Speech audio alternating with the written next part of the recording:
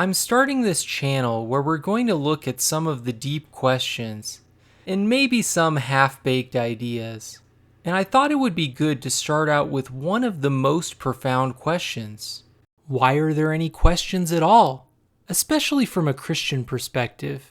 If God is so powerful, then surely He knows all the secrets of the universe. And if we are His people, then He can just tell us, right?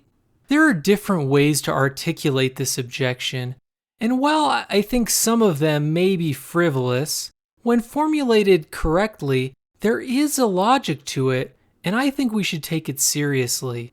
Here is a strong way of phrasing the argument. The Bible is not from God. It is entirely the product of Bronze Age humans. If it were from God, He would have told them more about the way the universe operates. This would have been helpful to them, and it would prove that He was real. So, the lack of scientific content in the Bible is a clear indicator that it is not divinely inspired. This sounds pretty convincing, and maybe it is right, but in this video, I will give a couple of ideas why this might not be the case. First of all, does the Bible itself say anything about this topic? Deuteronomy 29:29.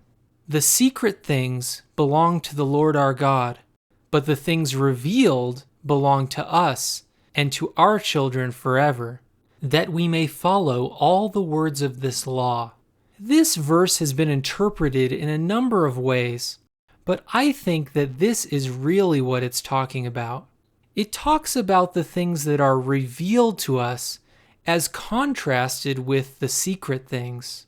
So, at least at a basic level, Christianity tells us that there is a difference between the things which God has made known to us through the Bible and the vast ocean of things which God fully knows, but are either completely out of our reach or are coming into view for us more and more with time and technology. And while this is not an explanation for why God doesn't explain more to us, we must at least acknowledge that the Bible is consistent with reality on this point. Another thing to consider is the cosmic drama. What do I mean by that? Well, the idea of the cosmic drama is that part of the purpose of the universe is that it is a grand arena where God sets the stage and the various people are free to make meaningful decisions, living through different time periods with different technologies and challenges, and discovering about the universe itself. This is not explicitly explained in the Bible, but there are several verses which talk about the rejoicing at the creation of the universe. But why were they rejoicing? I think that they were rejoicing because this amazing new thing had begun, and there was so much potential. Along with that comes excitement. Many people feel this kind of excitement at the beginning of a football season, or at the beginning of summer break, or with the release of a new video game. New beginnings are exciting, and especially because of possibilities. Assuming that this is the case, and part of the whole point is to see what will unfold, God explaining all of science and technology would undermine the whole purpose of creation. To better understand this, consider someone who has prepared an escape room or a murder mystery party. It would be no fun to tell the group what the compass is for, or to tell them to look behind the painting, or to just flat out tell them who the murderer is. And this concept is not foreign to Jewish thought.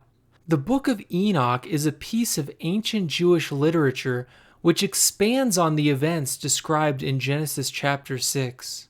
It describes how the sons of God, who left their place, lived among humans and taught them various technologies.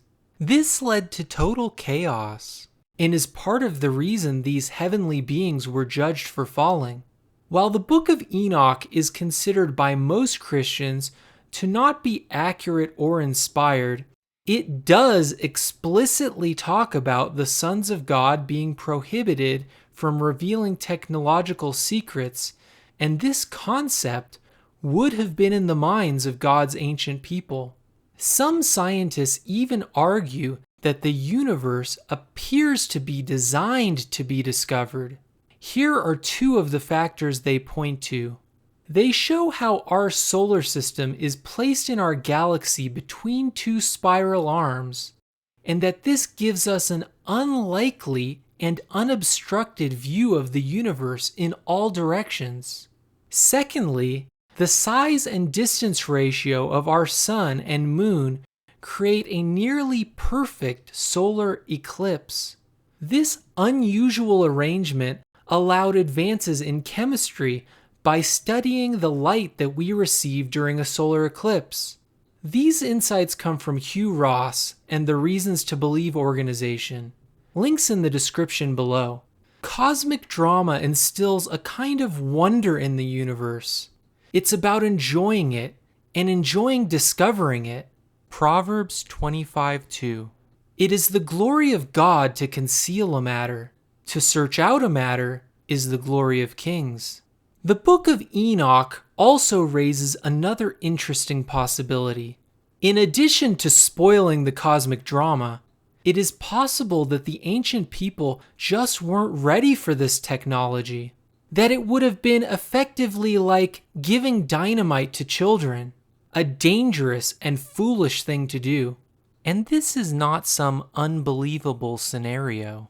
As I think about how we are currently handling the AI technology revolution, it is clear that we don't really know what we are dealing with. We don't understand the consequences, and there are no rules regarding what is over the line and what isn't. So it seems very plausible to me that throughout history, on the cutting edge of technology, there is a lot of chaos and abuse of power, and that giving people too much technology before they're ready isn't good. Thinking back to the argument from earlier, usually when we consider the argument and what kinds of scientific mysteries God ought to have explained, we are thinking about things like atoms and general relativity. Surely God knows about these things and they didn't, so he could just tell them and that's that, right? But it wouldn't do any good to tell them about those kinds of things because they are way beyond the ability of the people to verify. They would not even have a framework for understanding atoms or general relativity. So to qualify for the stated purpose, the revealed discovery would need to be something that was beyond their level, far enough beyond that they could be sure it wasn't the result of very learned humans, but not so advanced that it would be unverifiable. What would a discovery like that be? Something in metalworking? Even metalworking was quite advanced. When I see these programs about ancient technology, I'm usually blown away by how much the ancient people knew about metalworking, and you really gotta wonder how they figured it out. Most metal starts out as some colored rust-looking stuff, and it's in very low, unusable concentrations. Somehow, the Bronze Age people already knew this. But assuming God wanted to show them something to prove himself to them, what would he have shown them? Iron? I doubt they would have been too impressed. Now, I'm not saying there is nothing that could qualify, but when we acknowledge that most of our modern scientific discoveries would have been unintelligible to them, the situation is not so simple as we first imagined. Furthermore, when exactly was God supposed to have done it? At the beginning, when they were given the Torah, Moses had just led them out of slavery in Egypt. God used powerful miracles to set free the people, but also to serve as signs that he was indeed God. When Moses was writing the Torah, they were wandering in the desert. They had lots of problems, and they were doing a lot of complaining. But the question of God's existence was far from their minds. They knew for certain that he existed. He was even leading them around with a pillar of fire, and feeding them with unearthly food. The Torah itself is a fairly short series of books, and Genesis chapter 1, which explains how the earth and animals and everything were created, is only a one-pager overviewing the most critical highlights. It would have been out of place to start delving into the finer points of particle physics or nuclear fusion. And their ideas of the world were so goofed up that a lot needed to be written to set them straight. They needed to be told not to kill each other and not to worship wood and stone carvings. They had a lot of issues, but lack of belief in gods was not one of them. Maybe God could have done this later in the Bible, but already by the time of the judges and kings, Israel was in complete rebellion against God, with only a few bright spots here and there. From then on, they are constantly getting reprimanded from God, and frankly, he might have thought that they didn't deserve some great revelation. And most of the rest of the Bible is like this.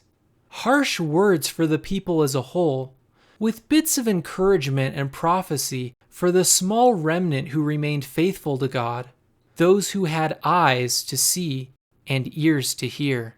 All of this is to say that the unusual circumstances surrounding the Bible's writing may have hindered the kind of scientific revelations we imagine in the argument.